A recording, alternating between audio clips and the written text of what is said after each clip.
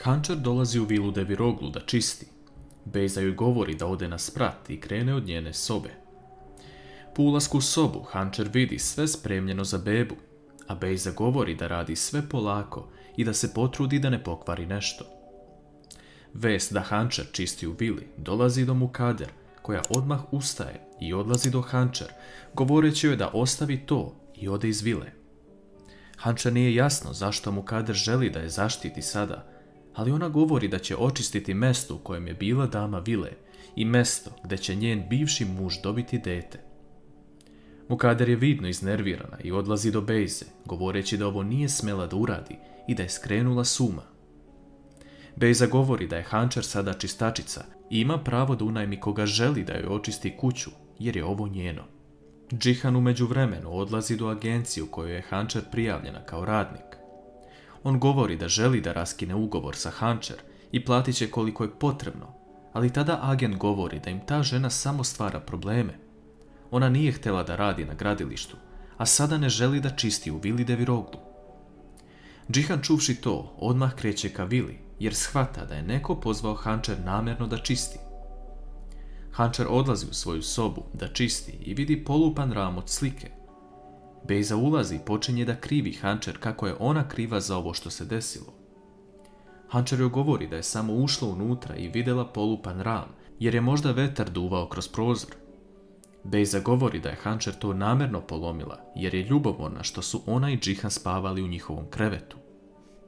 Hančar govori da samo sažaljeva Bejzu kako se ponaša i da se nada da će sa bebom biti sve u redu. Bejza tada počinje da viče, govoreći Hančar da ne spominje ime njenog deteta. Tada se svi skupljaju smirujući Bejzu, koja govori da ju je Hančar napala. U tom trenutku se pojavljuje Džihan koji smiruje situaciju, a Hančar kreće napolje. Džihan sustiže Hančar, govoreći da je ne može ostaviti samu, ali ona govori da ima svoju porodicu kao što i on ima, te se okreće i odlazi.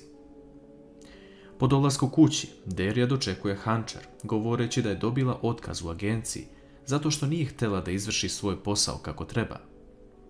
Hančar shvata da je pogrešila u ovome, ali najviše joj je žao što je Emiru obećala da će platiti ekskurziju, a to trenutno ne može.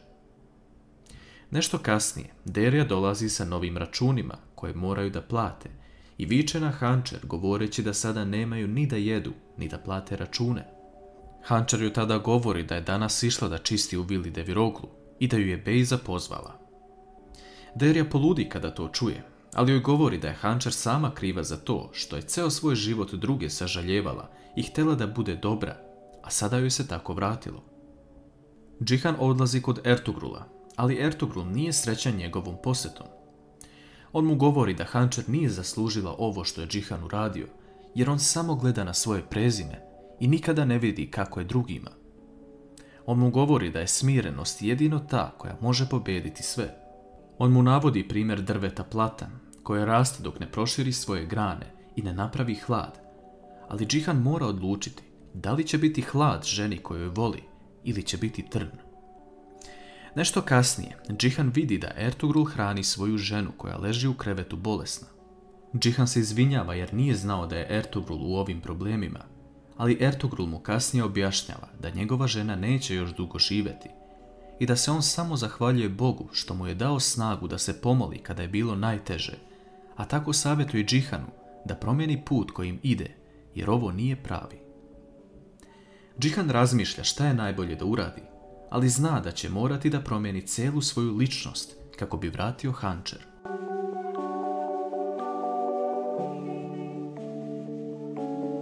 Melih odlučuje da traži Sineminu ruku od njenog oca. On javlja Sinem da će doći večeras i uraditi sve kako običaji nalažu, jer više ne može da čeka. Sinem tu vest prenosi svojim roditeljima i sve je spremno za Melihov dolazak. Pre nego što ode u Mahmutovu kuću, Melih odlazi ispred vile kako bi video Ajsu. Ona vidi da se nešto dešava i da je on lepo obučen, ali vidi i cveće i poklone u taksiju koji vozi. Ona ga pita za koga je ovo, ali Melih samo traži njeno mišljenje kako izgleda u svečanom modelu i daje joj novac. Nakon toga Melih odlazi u Sineminu kuću, gde ga njeni roditelji lepo dočekaju. On nema strpljenja i odmah prelazi na stvar, pitajući Mahmuta za ruku njegove ćerke Sinem. Melih govori da on voli Sinem svim svojim srcem i da će uraditi sve kako bi im oboma bilo lepše u životu. Mahmud ga zaustavlja govoreći da je dosta rekao i da podržava njegovu odluku, ali da se odmah venčaju. Melih pristaje na sve uslove koje Mahmud predlaže i poljubi ruku Sineminim roditeljima. Derya dolazi kući sa vesti da je našla Hančer posao iz snova. Naime, Hančer će voditi računa o kući čoveka koji uopšte nije tu. On odlazi ujutru i vraća se uveče, a Hančer će dobiti ključ i uraditi sve poslove dok njega nema. Hančer pristaje na to i odlazi kako bi završila sve što treba. Hančer ulazi u jednu sređenu kuću gdje nema niko, ali je na stolu dočeka poruka: dobrodošli. Hančer vidi u frižideru hranu koju je jednom prilikom našla u Džihanovom frižideru i seti se šta je taj dan spremala. Ona sprema hranu i ostavlja poruku da je ovu hranu spremila po svojoj želji i odlazi. Po izlasku iz kuće, Džihan sreće Hančer i želi da popričaju. Ovdje vidimo drugačijeg Džihana, smirenog i staloženog, baš kako je Ertugrul rekao. Njih dvoje odlaze u kafić blizu i naručuju čaj. Hančer mu iz besa govori da ne želi da čuje njegovo sažaljenje, ali Džihan govori da ne želi da joj naruši mir. On zna da ona radi u jednoj kući i podržava je ako je i njoj lepo. Džihan plaća račun te govori Hančer da bi joj ponudio prevoz do kuće, ali zna da ona neće pristati, te se okreće i odlazi. Hančer je zbunjena sa ovim, jer nije očekivala ovo od Džihana. Mukader tada zove Džihana sa fiksnog telefona, pitajući ga kako je.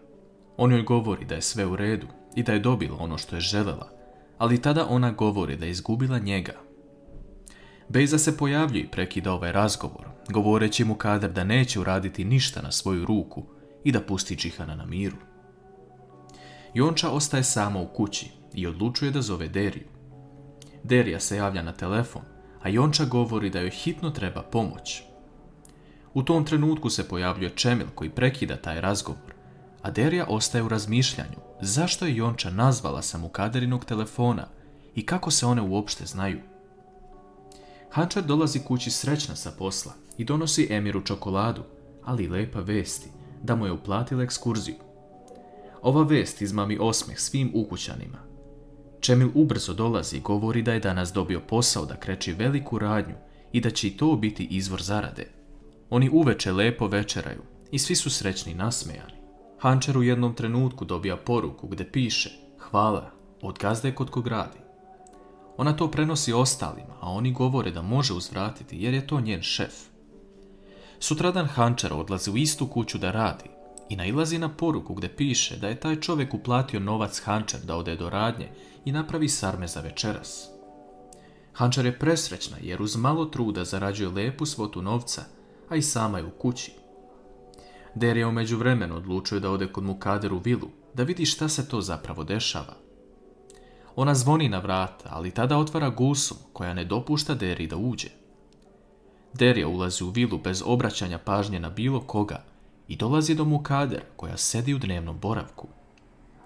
Mukader je pita zašto je došla, ali Derija samo spomene telefon.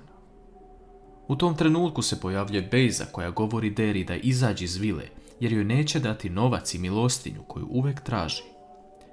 Derija tada ustane i sukobljava se sa Bejzom, dok Gulsum pokušava da odvoji Deriju od nje.